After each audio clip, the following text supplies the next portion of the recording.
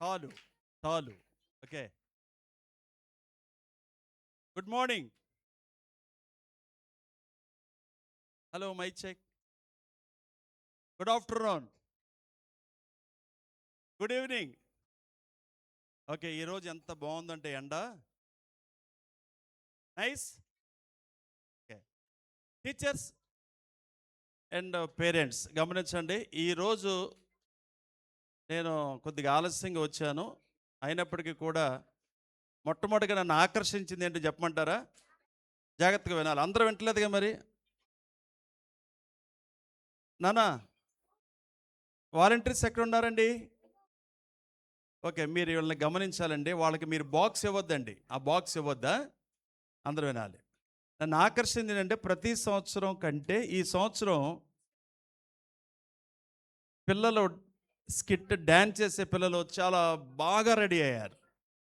అది నేను గమనించాను. మీరు ఎంతమంది గమనించారు మరి? అయితే చాలా తక్కువ సమయంలో ఎండ తీవ్రత ఎక్కువగా ఉన్న కారణాన టీచర్స్ అందరూ కూడా జ్వరాలతో బాధపడుతున్నారు. మీ టీచర్స్ జ్వరాలతో బాధపడుతున్నారు. ఎండ వల్ల మీకేమీ అనిపించకపోవచ్చు, పిల్లలు కదా, మీకేం తెలియదు. కానీ టీచర్స్ అందరూ కూడా చాలా కష్టపడ్డారు. అలాగే వాలంటీర్స్ కూడా చాలా కష్టపడ్డారు. ఇక పేరెంట్స్ రాలేదా అంటే ఇక వాళ్ళని మనం ఏం అనలేము. మీ పేరెంట్స్ ఎందుకు రాలేదు, వాళ్ళని మనం ఏం అనలేము. ఎందుకంటే కొన్నిసార్లు ఏంటంటే ఊళ్ళంతా చక్కబెట్టేస్తారు. కానీ వాళ్ళ పిల్లలు జ్యోతులుగా ఎలా వాళ్ళు ప్రకాశిస్తున్నారో చూడటానికి వాళ్ళకి కళ్ళు ఉండవు కొన్నిసార్లు. అది నేను గమనించాను. ఓకే, మీరెవరో తెలుసా? స్టార్స్. చెప్పండి అందరూ. ఓకే, మీ స్టార్స్ యొక్క కళను చూడడానికి మీ అమ్మమ్మేది, మీ తాతేడి, మీ అమ్మ ఎక్కడా? చెప్పండి రా, మీ నాన్న ఎక్కడా కదా? ఓకే, ఈ విషయంలో మాత్రం విచారం.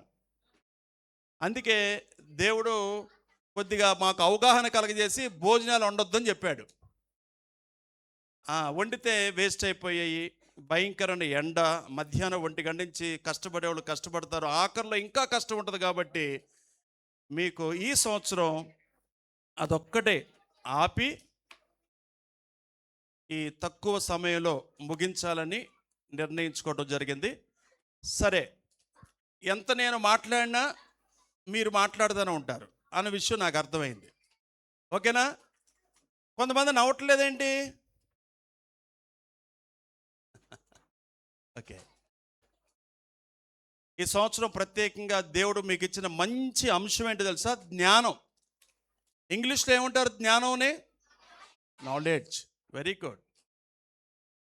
యెహోవా యందు భయభక్తులు కలిగి ఉన్నట జ్ఞానమునకు మూలం. మూలం ఏంటి? జ్ఞానం. భయభక్తులు. ఓకే, మళ్ళీ కొన్నిసార్లు నాకు మార్కులు రావట్లేదు, నేను బాగా చదువుకోలేకపోతున్నాను, అందరిలాగా నేను చక్కగా రాయలేకపోతున్నానని భయం కూడా చాలామంది పిల్లలకు ఉంటుంది. మీలో ఎవరికైనా ఉందా అలాంటి భయం? నాకు జ్ఞాపక శక్తి ఉండలేదు, నేను మర్చిపోతున్నాను, పరీక్ష సరిగ్గా రాయలేకపోతున్నాను అని మీలో ఎవరికైనా ఉందా? అయితే మీరు సిగ్గుపడుతున్నారని నాకు అర్థమైంది. అందుకే నేనేమంటానంటే ఇది మతం కాదు, మతంతో మనకు పని లేదు. ఓకేనా? తర్వాత ఏ వస్తువుతో కూడా మనకు పని లేదు. కానీ దేవుణ్ణి మనం అడగాలి. అయ్యా నాకు జ్ఞానం కావాలని అడగాలి. అప్పుడు జ్ఞానం లేకపోతే అడగమని చెప్పింది ఎవరో? జ్ఞానం ఇచ్చేవాడే చెప్పాడు. అది కూడా ఏంటి? ఫ్రీ అన్నాడు. ఫ్రీ అంటే ఇష్టమా కాదా? డబ్బులు పెట్టి మీరు కొనుక్కోవడం ఇష్టమా, ఫ్రీ అంటే ఇష్టమా? చెప్పాలి. అందుట్లో మన ప్రభుత్వం ఫ్రీ ప్రభుత్వం కదా. కాబట్టి దేవుడు కూడా మనకు అన్ని వరాలు కూడా చాలా ఫ్రీగా ఇచ్చాడు. అందుట్లో ముఖ్యంగా జ్ఞానం అన్నమాట. కాబట్టి ఆ జ్ఞానం ప్రతిరోజు అడగాలి, ప్రతి క్షణం కూడా మనం అడగాలి. అప్పుడు దేవుడు మనకి ప్రసాదిస్తాడు. కాబట్టి నేను మాట్లాడే మాటల కంటే మీరు నెక్స్ట్ స్కిట్ కోసం ఎదురు చూస్తున్నారని కూడా నాకు అర్థమైపోయింది. అదే జ్ఞానం. ఓకే, అర్థమైందా? నేను మీకు 2 పాటలు నేర్పించాను. ఏం పాటలు చెప్పండి? వినపట్ల.